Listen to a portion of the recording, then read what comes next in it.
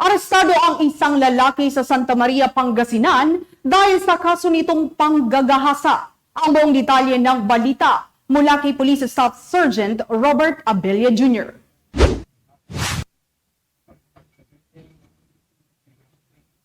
Bandang alas 9 ng umaga noong ika-27 ng Mayo taong kasalukuyan, isinagawa ng mga tauhan ng Santa Maria Police Station sa ilalim ng pamumuno ni Police Major J. Brown D.S. Casiano, Officer in Charge, ang isang warrant of arrest sa San Patricio, Santa Maria, Pangasinan. Ang operasyong ito ay nagresulta sa pag-aresto kay alias Adrian, 56 years old, may asawa, magsasaka at residente ng Barangay Santa Cruz, Santa Maria, Pangasinan.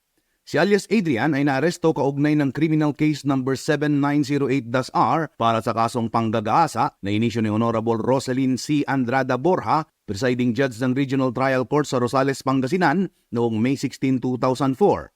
Walang piyansa na inirekomenda para sa kasong ito. Isinagawa ang pag-aresto gamit ang isang alternatibong recording device upang masiguro ang tamang dokumentasyon at integridad ng proseso.